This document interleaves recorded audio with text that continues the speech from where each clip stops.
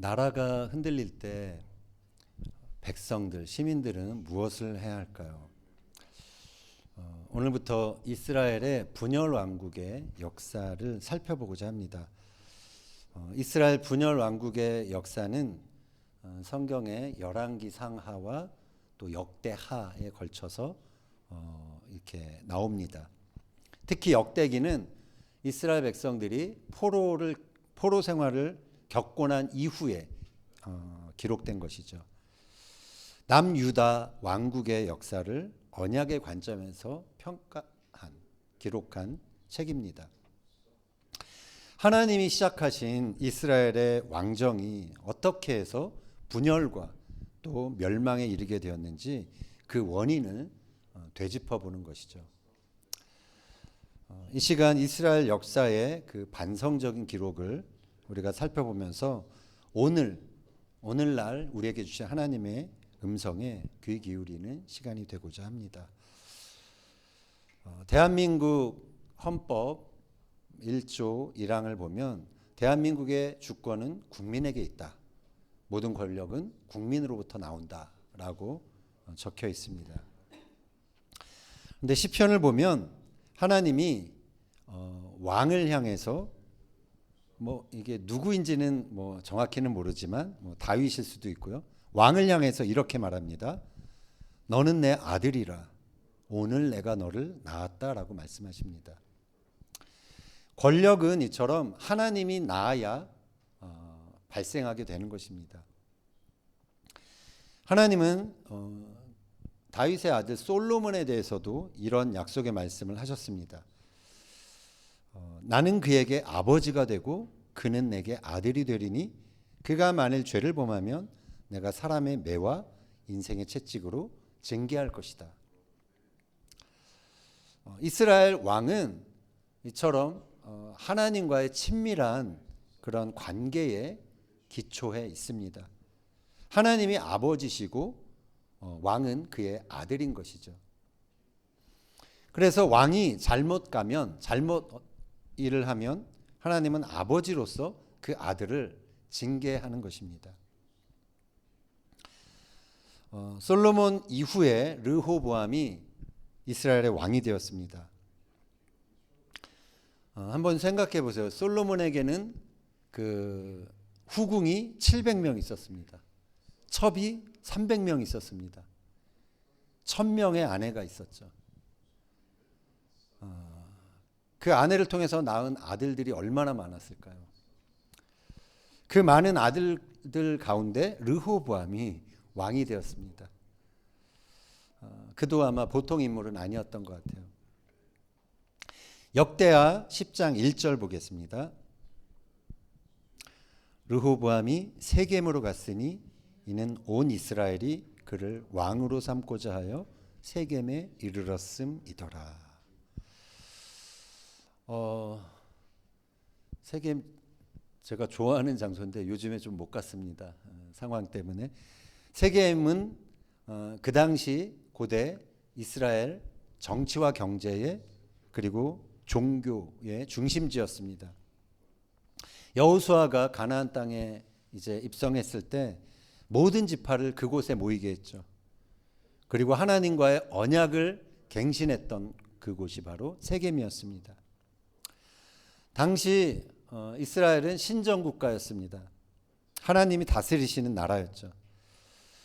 그래서 하나님에 의해서 세워지는 왕이라 할지라도 그러나 왕에게는 반드시 그 백성들의 지지가 필요했습니다.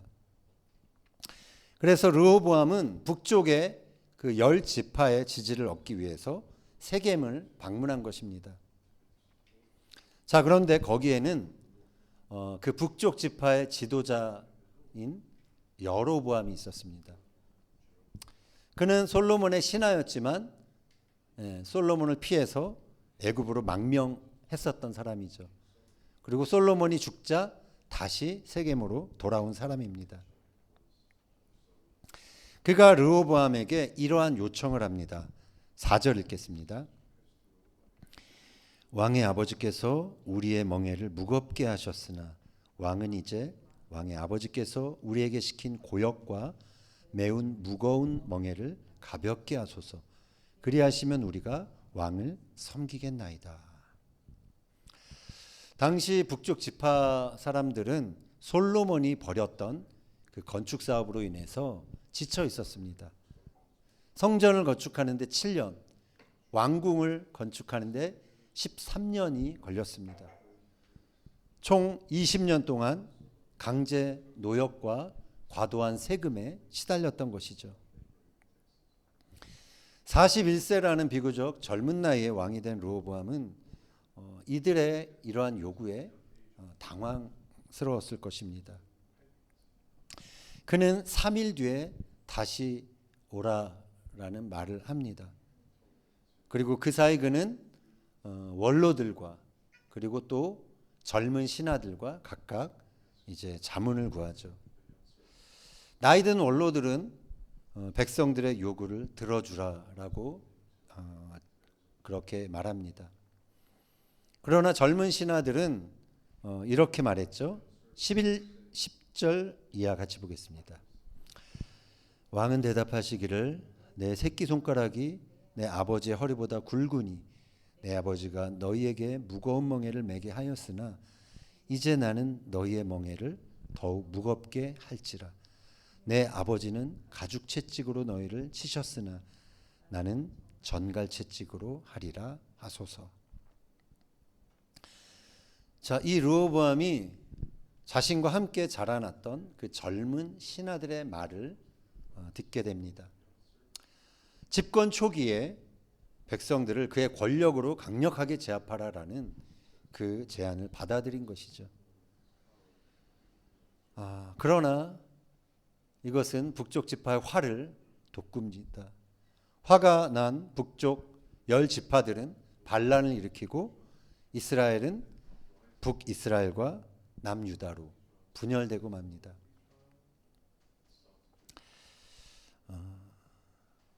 지도 한번 보여주세요.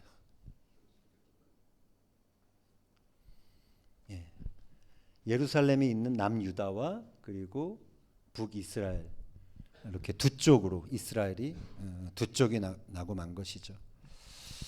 하나님은 모세에게 장차 이 백성들이 왕을 구할 때 명심해야 될 그러한 사항들을 말씀해 주셨습니다.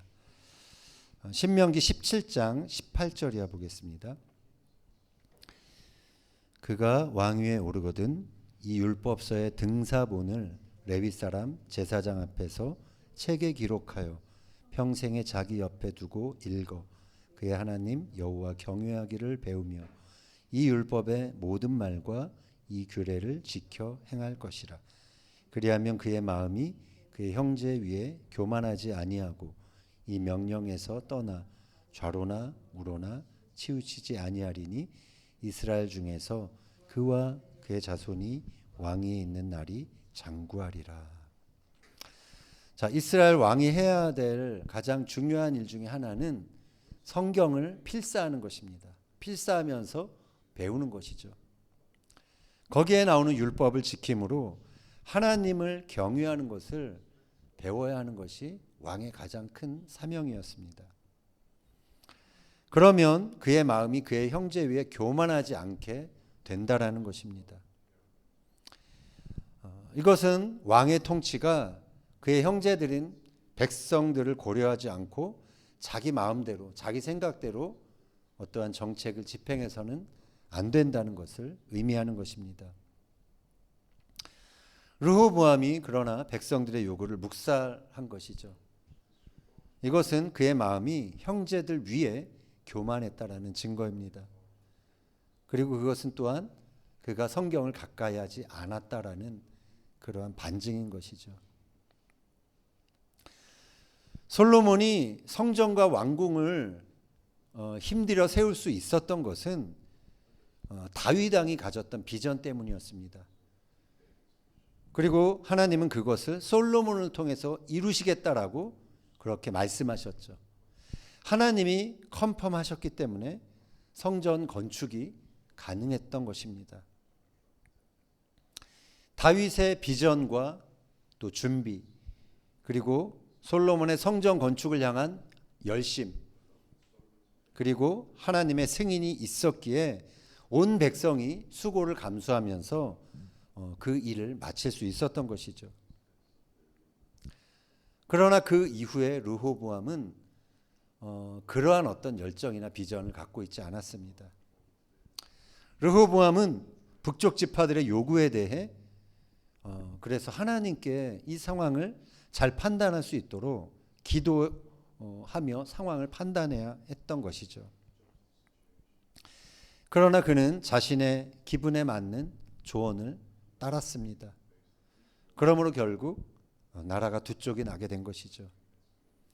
그래서 여로보암이 북쪽 10지파의 왕이 되고 르호보암은 유다와 베냐민 두 지파를 다스리는 왕이 됩니다. 한편 여로보암은 북쪽 그 지파 백성들의 종교적인 결집을 위해서 우리가 잘 아는 것처럼 우상의 단을 세우죠. 베델과 단에 송아지 우상을 세우고 또 그것을 섬길 제사장들을 자신이 직접 뽑습니다. 이것 때문에 레위 지파 사람들, 제사장 역할을 했던 사람들이 그리고 이 사람들과 신앙적인 그 열심이 있었던 사람들이 남쪽으로 내려옵니다. 6.25 때 우리 한국에 그 북한에 있었던 기독교인들이 남한에 내려왔거든요. 그래서 남한의 교회가 세워졌고 또 부흥이 있었고 그것을 통해서 대한민국이 더 세워질 수 있었던 그것과 비슷한 상황이 벌어진 것입니다. 역대하 11장 16절 이하 같이 보겠습니다. 이스라엘 모든 지파 중에 마음을 굳게 하여 이스라엘의 하나님 여호와를 찾는 자들이 레위 사람들을 따라 예루살렘에 이르러 그들의 조상들의 하나님 여호와께 제사하고자 한지라. 그러므로 3년 동안 유다 나라를 도와 솔로몬의 아들 르호보암을 강성하게 하였으니 이는 무리가 3년 동안을 다윗과 솔로몬의 길로 행하였음이더라. 나라가 남북으로 그렇게 나누어지고 위기에 처했을 때 그 중심을 잡은 것은 하나님을 향한 신앙이 있었던 사람들이었습니다.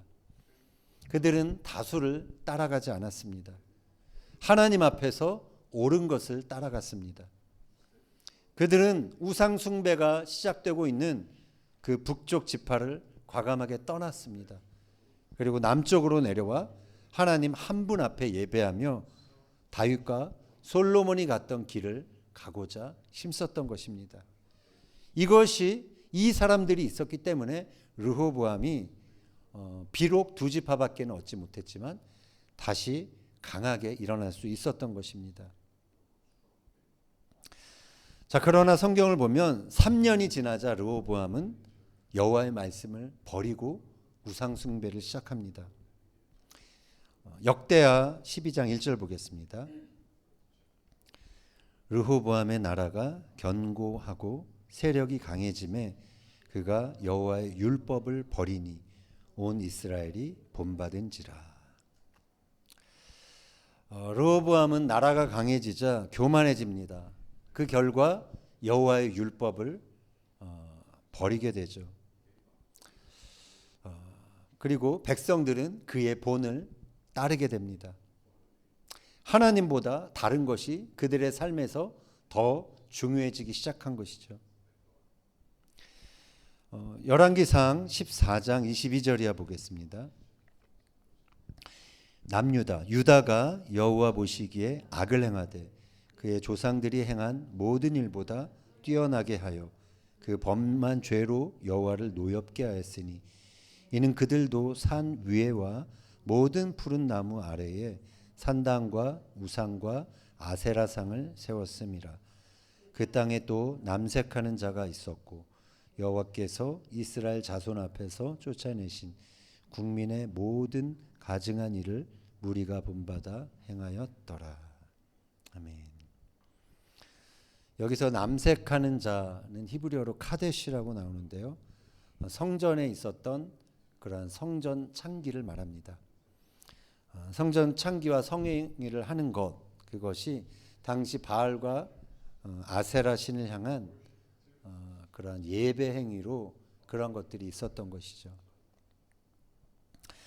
르호보암 때에 이러한 우상 숭배가 유대의 산 곳곳에 산당이 세워지면서 벌어지게 된 것입니다. 열왕기서를 보면 열왕기서 기자가 두 번에 걸쳐서 르호보암의 엄마에 대해서 얘기합니다. 르호보암의 어머니는 암몬 여인 나아마였더라. 두 번을 얘기합니다. 솔로몬이 이방 여인을 많은 이방 여인을 아내로 삼았죠. 그리고 그들을 위한 그들의 신을 위한 산당을 지어 주었습니다. 그래서 르호보암 역시 이 암몬 여인 엄마의 영향으로 이러한 우상에 대해 우상 숭배가 자연스러웠던 것이죠. 이것이 백성들까지 신앙적인 타락을 촉발하는 그러한 도화선이 된 것입니다. 역대하 12장 2절 3절 읽겠습니다. 그들이 여호와께 범죄하였으므로 르호보암 왕 제5년에 애굽 왕 시삭이 예루살렘을 치러 올라오니 그에게 병거가 1200대요 마병이 6만 명이며 애굽에서 그와 함께 온 백성 곧 리비아와 숫과 구스 사람이 헤아릴 수 없이 많더라. 자, 하나님이 르호보암의 이 우상 숭배의 죄를 이제 징계하시는 내용입니다. 하나님은 당시 강력한 제국이었던 애굽 왕의 그 시삭이라는 왕을 통해 르호보암을 징계하십니다. 시삭의 그 히브리어 철자를 보면 이렇거든요. 시삭. 근데 이 음을 보면 SYSQ 이 음가가 나옵니다. 근데 이집트 역대 왕에 보면은 이 음가를 가진 왕이 나옵니다. 그게 이제 쇼생크입니다. 쇼생크. 그래서 같은 사람이에요. 이집트 22왕조를 시작한 왕이 쇼생크 1세였습니다.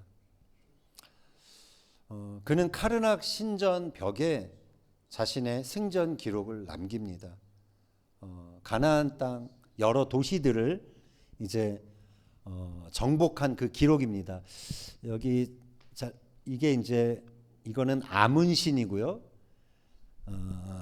좀 이따 보여드릴 건데 여기가 다 포로들 그 정복한 도시가 하나씩 하나씩 다 기록돼서 154개의 도시가 이렇게 네 줄로 딱 있고요. 이 아문신이 이들을 끌고서 지금 이 쇼생크는 지워져 있어요. 근데 그 쇼생크에게 이들을 데리고 가는 그 장면입니다. 이게 지금 이집트에 가면 볼 수 있는 장면입니다. 다음 그림. 좀 더 자세히 본 이 하나하나가 정복한 도시입니다. 그 다음.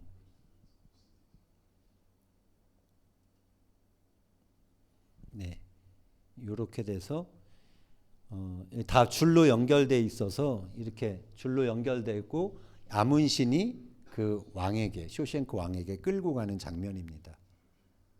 다음 장면.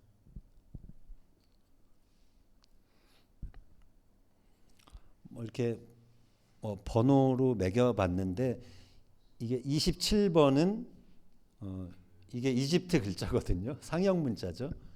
근데 이걸 읽으면 마케도 무기또입니다. 무기또.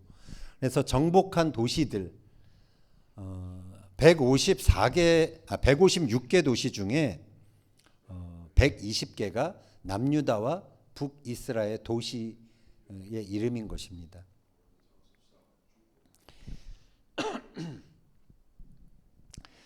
자, 이 벽의 부조가 이 시삭 쇼생크의 제위 21년에 만들어집니다.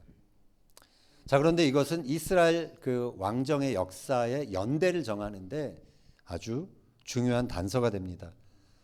시삭의 제위 21년은 주전 925년입니다.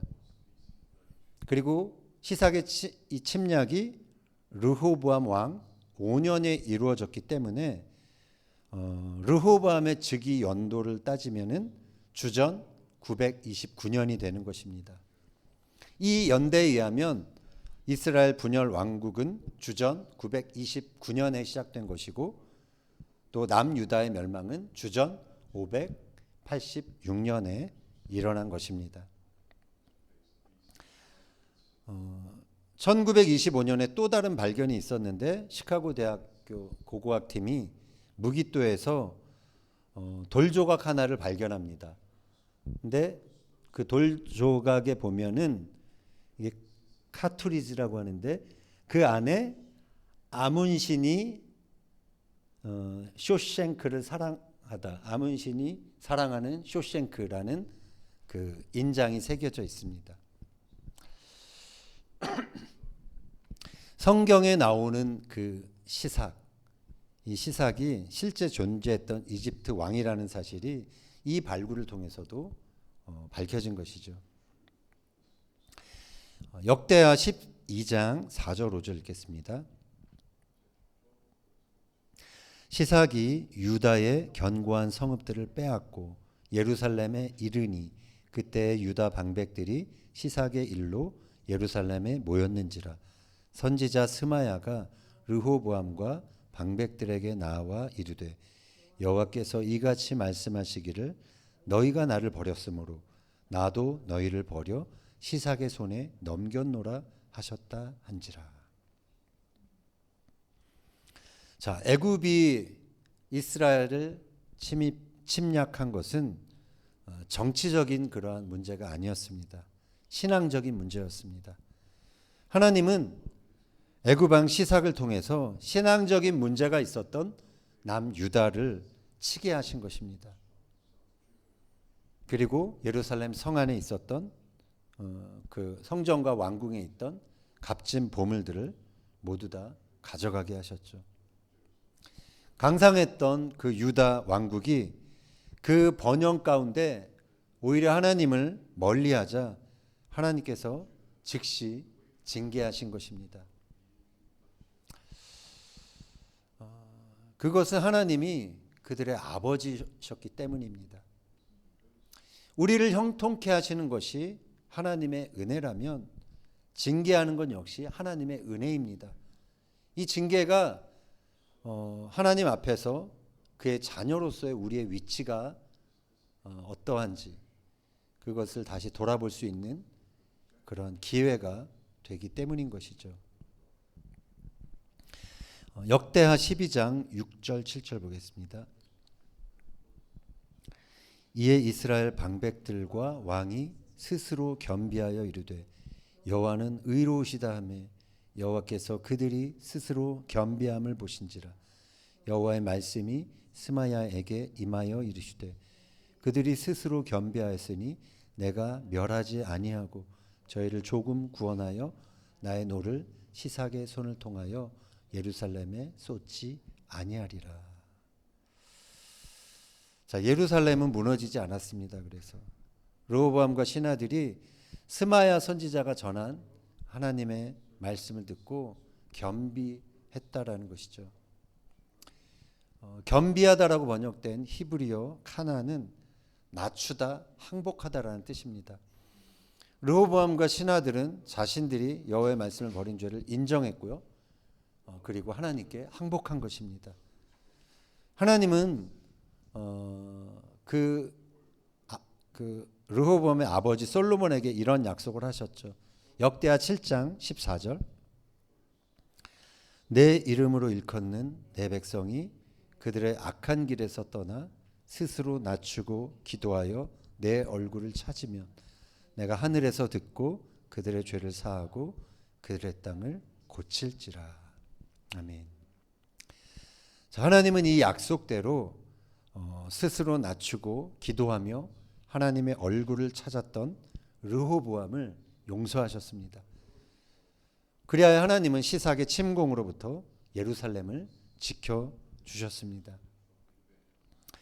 히브리서 기자가 말합니다. 12장 6절 11절 주께서 그 사랑하시는 자를 징계하시고 그가 받으시는 아들마다 채찍질 하심이라 하였으니 무릇 징계가 당시에는 즐거워 보이지 않고 슬퍼 보이나 후에 그로 말미암아 연단받은 자들은 의와 평강의 열매를 맺느니라. 아멘. 애굽 왕 시삭의 침공은 르호보암 왕에게는 전혀 즐거운 것이 아니죠. 즐겁지 않은 하나님의 징계였습니다. 그러나 그는 그로 말미암아 다시 하나님과의 바른 관계를 맺게 됩니다. 그리고 의와 평강의 열매를 맺으며 살아갈 수 있게 된 것이죠. 르호보암은 이후에 이제 17년 동안 왕이 되었고요. 그 끝에 죽음을 맞이하고 그의 아들 아비야가 그를 대신하여 왕이 됩니다.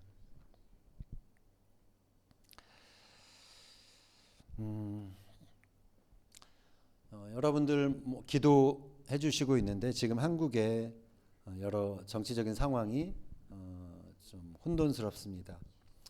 한국의 대통령은 지금 감옥에 갇혀 있고 계속 조사를 받고 있고 탄핵 심판을 받고 있는 중입니다. 대통령이 최근에 그 김진홍 목사님께 감옥에 성경책을 넣어달라고 부탁을 했다고 합니다. 그래서 그 김진홍 목사님이 시편 말씀을 적은 성경책을 건네주었다라고 합니다. 그가 쓴 그 시편 말씀이 37편 23, 24절입니다. 읽어보겠습니다. 여호와께서 사람의 걸음을 정하시고 그의 길을 기뻐하시나니 그는 넘어지나 아주 엎드러지지 아니함은 여호와께서 그의 손으로 붙드심이로다. 아멘. 탄핵 심판이 기각되는 것보다 더 중요한 것이 있습니다. 그것은 그가 하나님 앞에 항복하는 것입니다. 겸비하여 하나님의 얼굴을 찾는 자가 되는 것입니다. 대통령 하나가 바뀐다고 해서 나라가 바뀌는 것은 아닙니다. 하나님을 두려워하며 마음을 굳게 하여 하나님을 힘써 찾는 자들이 왕을 도울 때 남유다가 강성해졌던 것처럼 하나님 한 분을 변함없이 섬기고 따르는 사람들이 많아질 때 그 나라는 정의와 공의가 회복되어 의와 평강의 열매를 맺는 나라로 그렇게 일어나게 되는 것입니다. 왕은 사람들 위해 군림하는 권력자가 아닙니다. 겸손히 하나님의 통치를 이 땅에 구현해내는 하나님의 대리자일 뿐이죠. 요즘 보면은 입법부의 권력이 대통령보다 훨씬 더 높은 것 같아요. 그러나 그 어떠한 권력도 자신들이 가진 힘으로 국민들 위해 군림하려 한다면 하나님의 심판을 피할 수 없게 될 것입니다. 하나님은 신약 백성들인 우리를 왕 같은 제사장으로 부르셨습니다. 우리를 그래서 그분의 나라를 위한 그런 대리 통치자로 우리 한 사람 한 사람을 주님께서 부르셨습니다. 바라기는 우리의 삶을 통해서 하늘 왕의 통치가 이 땅에 그리고 저와 여러분의 삶 가운데 이루어지게 되기를 예수님의 이름으로 축원합니다.